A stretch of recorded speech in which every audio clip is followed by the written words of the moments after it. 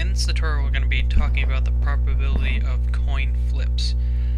So the first thing that we're going to need to do, just like in the last tutorial of probabilities, is find the probability of each occurring. And since it's a coin, there's only two possibilities that can happen. So it's just going to be 0.5 and 0.5%. If we sum those up, we see that it's 1. And if we put that in percent, we see that there's a 50% chance of each happening. So now what I'm going to help you with is finding the probabilities of each of these events occurring. So the probability of a heads on the first flip is just going to be equal heads. And that makes sense because it can be either heads or tails. So it's going to be 50%.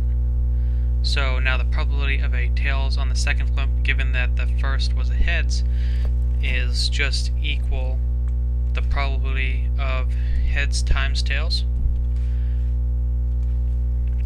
divided by the probability of the given. So that the first was heads, so it'd be heads. And it's 50% as well. And I'll put all of these in percent.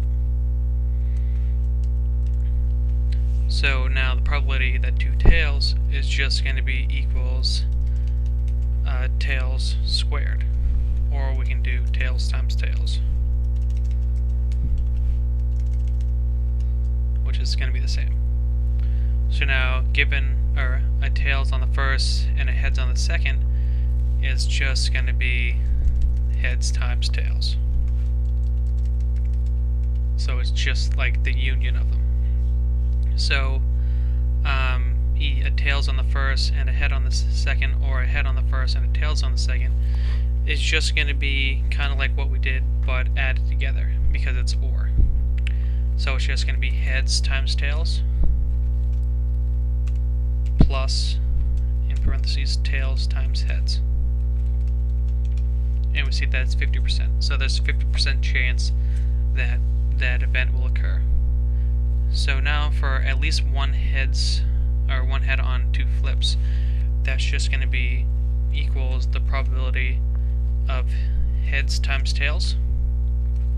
So whether union plus the probability of heads.